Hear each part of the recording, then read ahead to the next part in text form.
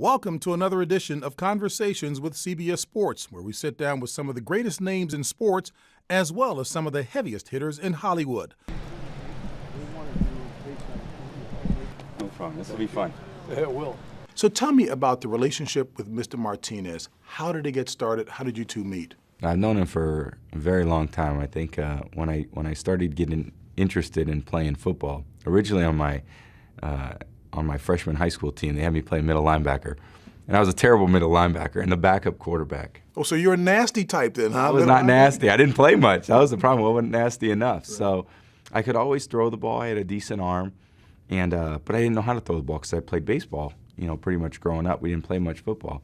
But once I had kind of played football my freshman year in high school and really loved the game, I thought, man, this game's awesome. And I wanted to be a quarterback, so I had to figure out how to throw the football. Mm-hmm. And fortunately, right up the road, Coach Martinez had a quarterback receiver camp that he would hold in the summertime. He was the coach up at the College of San Mateo. Now analyze what you're doing now. That was nice. Short stride, yeah. Left shoulder closed, yeah. Right? Foot down. There. See, when you start missing, look, even from that cheek to that cheek, you're falling. I'm not for everybody, not everybody's for me. How did you know Tom was for you and that you were for Tom? I didn't. When did you find out?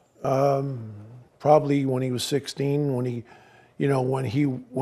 would come back. When I give every player that I wind up coaching a quarter. You give them a quarter? quarter? I give them a quarter, and I tell them, this quarter is to call me, and call me when you need help.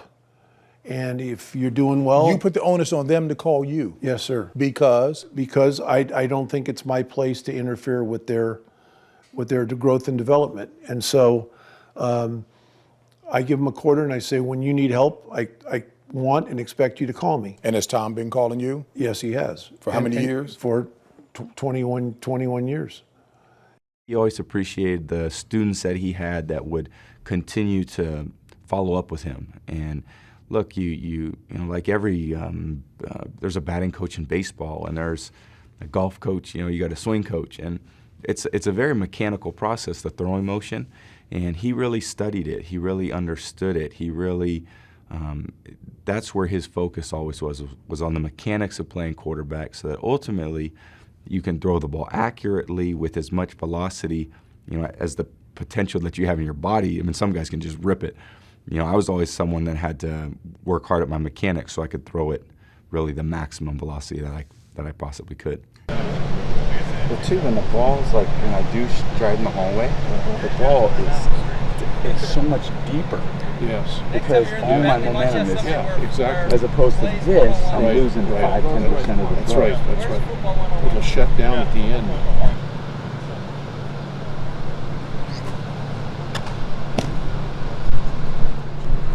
I'd start throwing, and he'd say, well, this is what you got to do. And 15 minutes later, the ball was coming out much more crisp, spiral, accurate. And it was just those little things that he saw in me that he could correct. And then ultimately, I gained confidence that, man, if I just do it the right way, I can throw like that all the time. And that just, continued to build over the years. A little break with the right side. See the balance difference? Yeah. That's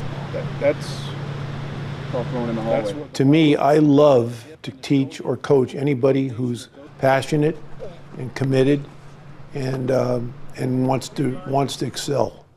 Those are, to me, they're thoroughbreds. there. Nice. Yeah. I know, a little bit.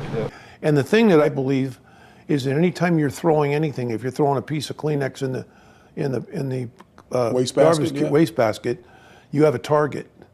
And so the number of balls that a young man in 13 years old throws until he gets to be Tom Brady is probably 1 million. And if you, at every throw you made, had a target, and that's what I do with him. I say left shoulder, right shoulder, nose, forehead. So wait a minute now. Have you had a bunch of parents calling you because the house is unclean because they're throwing Kleenex and waste baskets all over the place? Yeah. Well, if they miss, they better save their money. Your guys are making it. Yeah, Huh? yeah. If you got it, I mean, if you throw it and you're 8 feet away, you better go out for soccer. You know. Best deep ball I've ever seen was the one you threw to Randy about 3 years ago. It had the perfect amount of arc where it wasn't driven, because if it's on that flat angle, it's hard for the receiver to judge, because he thinks, oh, I've got it, and then the ball just keeps going. The ones that come down, where they're running hard, and then they look up and it comes down here, as opposed to there. So I understand that you're tech savvy now. You've taken all the notes that you've written from him and you've got them in your BlackBerry now, huh? I always keep them handy. I have them on my BlackBerry. They're under my little applications, and you know, there's probably like 14 or 15 mechanical points that I always will scroll through. So sometimes when I'm sitting on the bus, you know, going to the game, or I just will look through them and say, okay, that's how my stride needs to be. This is where my right arm needs to be. You know, this is where my shoulder needs to point. So all those things that just continue to reiterate all the lessons that he's taught me over the years. He's a special human being, and he's just been a great friend, you know, to me. But like I said, it's not just the thing that I love is that it's not, hey, he treats me any different than he treated me when I was 12 years old. No, it's the same. He treats me like I was the 12-year-old kid that couldn't figure out the things that he was teaching me, and he gets on me for those things.